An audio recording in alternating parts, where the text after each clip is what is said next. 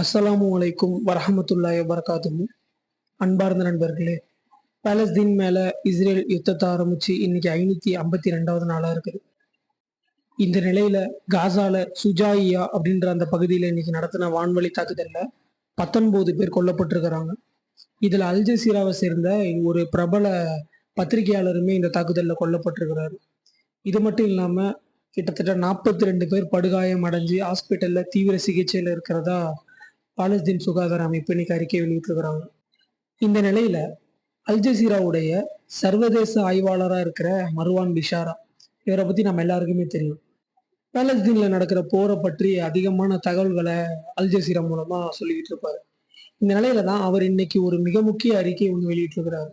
என்னன்னா, இந்த போர் ஆரம்பிச்சப்ப இஸ்ரேல் பண்ண தாக்குதல்களை விட இப்ப நடத்துற தாக்குதல்கள் கொஞ்சம் டிஃப்ரெண்டா இருக்கு. என்னன்னா, இதற்கு முன்னாடியாவது அவங்க நடத்தின தாக்குதல் கொஞ்சமாச்சும் ரெஸ்ட்ரிக்ஷன், அதாவது ரூல்ஸ் அண்ட் ரெகுலேஷன்ஸோட கொஞ்சமாச்சும் பண்ணியிருந்தாங்க. அது பண்ணலன்றது வேற விஷயம். ஆனா கொஞ்சமாச்சும் ஹாஸ்பிட்டல் மேல தாக்குறது, கொஞ்சமா தாக்குனாங்க ஹாஸ்பிட்டல் மேல, குழந்தைகள் மேல கொஞ்சமா தாக்குனாங்க. ஸோ ஏதோ கொஞ்சம் ரெஸ்ட்ரிக்ஷன் ஃபாலோ பண்ணிட்டு இருந்தாங்க. ஆனா இப்ப நடக்கிற தாக்குதல்களுக்கு அவங்க எந்த ரெஸ்ட்ரிக்ஷனுமே இல்ல. அவங்க ஒரு மனசாட்சி இல்லாத, ஈவு இரக்கம் இல்லாத தாக்குதல்களை தான் அங்க நடத்திக்கிட்டு இருக்கிறாங்க. எந்த இடத்த பார்த்தாலும் குண்ட போடுறாங்க. அவங்களுக்கு சின்ன புள்ளைங்க, அப்புறம் பெரியவங்க, முதியவங்க, யாருன்ற எந்தமே அவங்களுக்கு கண்ல படுறதில்ல. கொன்று குவிக்க வேண்டும் அப்படின்ற எண்ணத்துல மட்டும்தான் பண்ணிக்கிட்டு இருக்கிறாங்க. இது மிகப்பெரிய இன அழிப்பு. இவங்க எந்த ராணுவ நிலைகளையும் தாக்குறதா இல்ல. ஒரு ஹாஸ்பிட்டல் மேல குண்ட போடுறாங்க. அதுக்கு கீழ ஹமாஸுடைய பங்கர் இருக்குன்னு சொல்றாங்க. சோ பொய் மேல பொய்யா சொல்லிட்டு இருக்கிறாங்க. இது கூடவே அமெரிக்க மக்களுமே இஸ்ரேலியர்களை வெறுக்க ஆரம்பிக்கிறாங்க. ஆனா அமெரிக்க அரசாங்கங்கள் இஸ்ரேலியர்களை வெறுக்கிறதா இல்ல. இஸ்ரேலுக்கு முழு விதமான சப்போர்ட்ட பண்ணிக்கிட்டு இருக்கிறாங்க.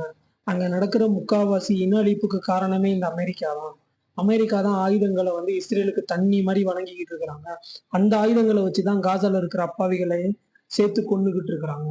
ஸோ இந்த தகவல்கள இன்னைக்கு அல் ஜசீராவுடைய அந்த மூத்த பத்திரிகையாளரா இருக்கிற மர்வான் பிஷாரா வெளியிட்டிருக்கிறாரு. இத தொடர்ந்து ஹிஸ்புல்லாக்கள் பத்தி நேத்து ஒரு செய்தி வந்திருந்தது. ஹிஸ்புல்லாக்கள் இஸ்ரேல் கிட்ட சரண்டர் ஆக போறோம் அப்படின்ற மாரி ஒரு ஸ்டாண்டுக்கு போயிட்டாங்க. அப்படின்ற இந்த தகவல இந்த வெஸ்டர்ன் மீடியாக்கள், யூரோப்பியன் கண்ட்ரீஸோட மீடியாக்கள் எல்லாமே பரப்பிட்டு இருந்தாங்க. ஸோ இதனை பத்தின உண்மையான தகவல் என்னன்னு பார்க்குறப்ப, இன்னைக்கு ஹிஸ்புல்லாவுடைய மூத்த தலைவரே ஒரு இத பத்தின செய்திய வெளியிட்டிருக்கிறாரு.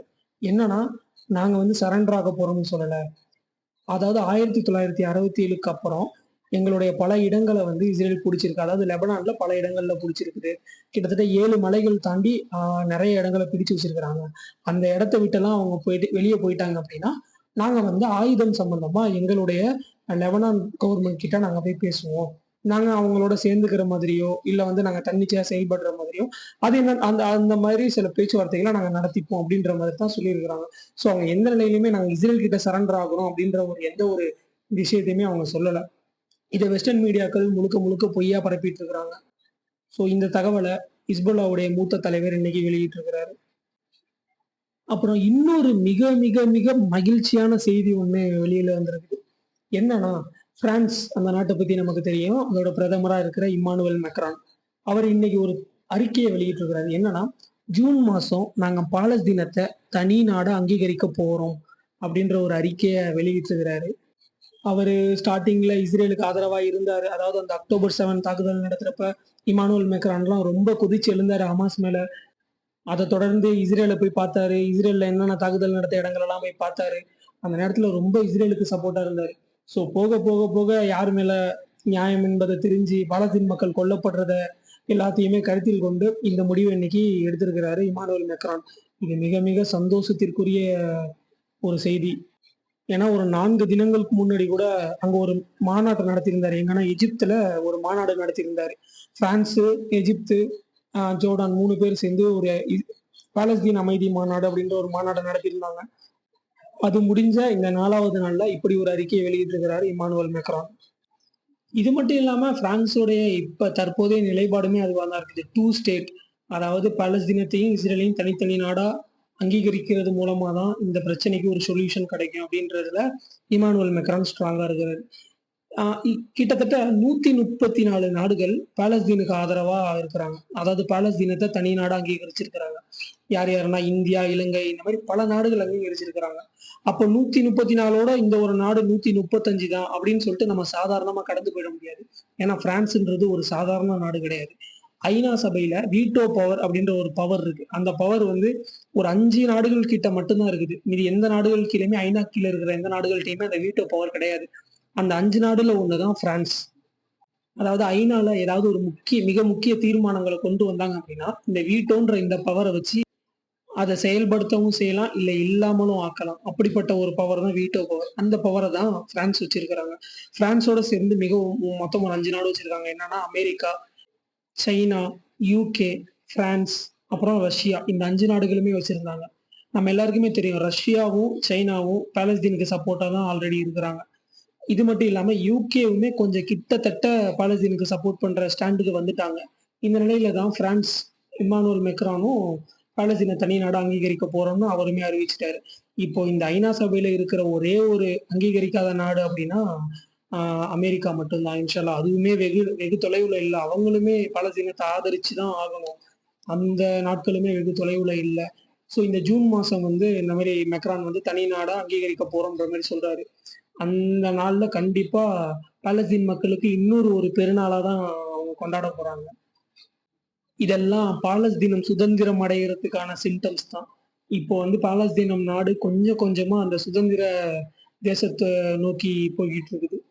இந்த நிலையில இஸ்ரேலோட வெளியுறவுத்துறை அமைச்சர் இமானுவேல் மெக்ரானுக்கு ஒரு அறிக்கை ஒண்ணு விட்டுருக்கிறாரு. நீங்க வந்து இமானுவேல் மெக்ரான் நீங்க பாலஸ்தீனத்த தனி நாடா அங்கீகரிக்கிறீங்க அப்படின்னா, இது முழுக்க முழுக்க தீவிரவாதத்த ஆதரிக்கிறதாகும். தீவிரவாதத்த வளர்க்கிறதாகும். அப்படின்ற மாதிரி இஸ்ரேலுடைய ஒரு வெளியுறவுத்துறை அமைச்சர் சொல்லியிருக்கிறாரு. யாரு சொல்றா பாருங்க அந்த தீவிரவாதத்த பத்தி. முழுக்க முழுக்க தீவிரவாதம் பண்றதே இந்த இஸ்ரேல் நாய்ங்க தான். இவங்க வந்து பிரான்ஸ் வந்து இவங்கள ஆதரிக்கிறது மூலமா தீவிரவாதத்த ஆதரிக்கிறாங்களாம். உலக நாடுகளுக்கே தெரியும். எல்லாம் காரி துப்பிக்கிட்டு இருக்கிறானுங்க. சின்ன சின்ன குழந்தைங்கள அநியாயமா கொன்னுகிட்டு இருக்கீங்களாடா தீவிரவாதி பசங்களான்னு சொல்லிட்டு உலக நாடுகளே இந்த தீவிரவாதி பசங்க, இஸ்ரேலிய தீவிரவாதி பசங்கள காரி துப்பிக்கிட்டு இருக்கிறாங்க. இந்த நேரத்துல இவரு வந்து இப்படி ஒரு அறிக்கை ஒண்ணு வெளியிட்டிருக்கிறாரு. ஸோ இந்த மாரி ஒரு சம்பவம் வந்து இன்னைக்கு நடந்திருக்கு. இந்த நிலையில இன்னொரு ஒரு மகிழ்ச்சி தரக்கூடிய விஷயமும் ஒண்ணு இருக்கு. என்னன்னா, இப்போ ரிசர்வ் படைகள்னு இருப்பாங்க. இவங்க எப்படின்னா இப்போதைக்கு யுத்தத்துல இருக்க மாட்டாங்க. ராணுவத்துல ஆள் தேவைப்படுறப்ப, ராணுவம் வந்து இந்த ரிசர்வ் படைய வந்து அழைச்சு கூப்பிட்டு போய் அவங்கள வந்து ட்ரைனிங் குடுத்து அவங்கள வந்து ராணுவத்துல சேர்த்துப்பாங்க. அந்த ரிசர்வ் படையில உள்ள அதாவது இஸ்ரேலிய ரிசர்வ் படைகள் இன்னைக்கு ஒரு 1000 பேர் வேலையை ரிசைன் பண்றதா சொல்லியிருக்கிறாங்க. இது மட்டும் இல்லாம ஒரு கடிதத்த அங்க இருக்கிற ராணுவத்தோட தளபதிக்கு எழுதியிருக்கிறாங்க. என்னன்னா, "நீங்க யுத்தத்த தயவு செஞ்சு நிறுத்துங்க. எங்களால இதுக்கப்புறம் போரிட முடியல.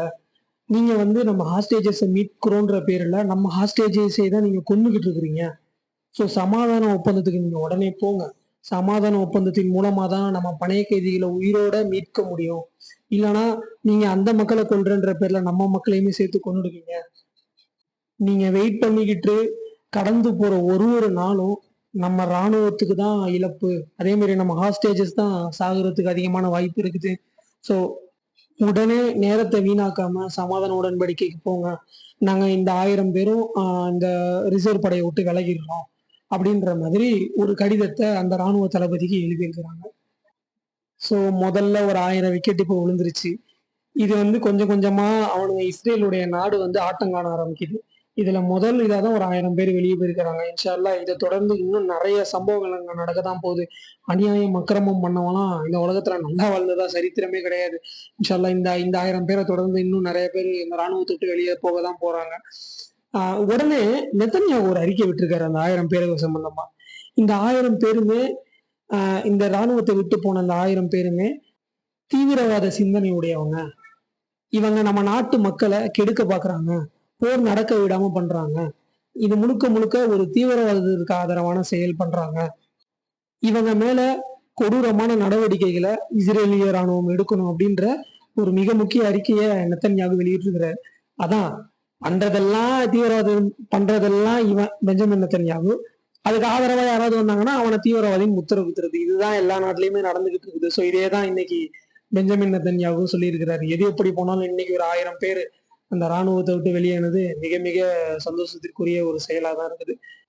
எது எப்படி போனாலும் இஸ்ரேல்ன்ற ஒரு நாடு விரைவில் அழிய தான் போகுது. இன்ஷா அல்லாஹ்.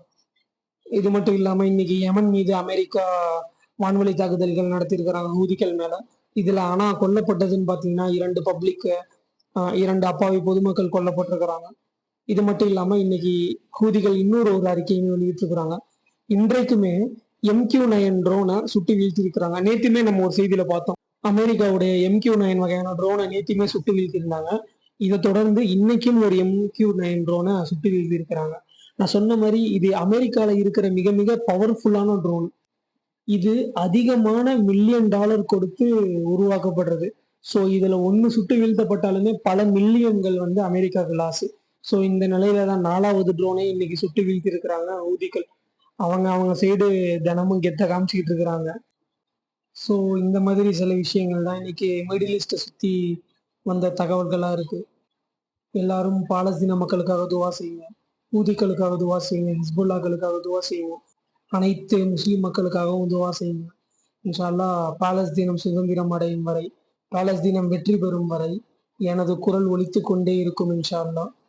நம்முடைய சேனலை சப்ஸ்கிரைப் பண்ணாதவங்க பண்ணிக்கோங்க, பெல் ஐக்கானை கிளிக் பண்ணி வச்சுக்கோங்க. அப்பதான் நம்ம போடுற வீடியோஸ் எல்லாமே உடனுக்குடன் உங்களை வந்து சேரும். அஸ்ஸலாமு அலைக்கும் வரஹ்மத்துல்லாஹி வபரகாத்துஹு.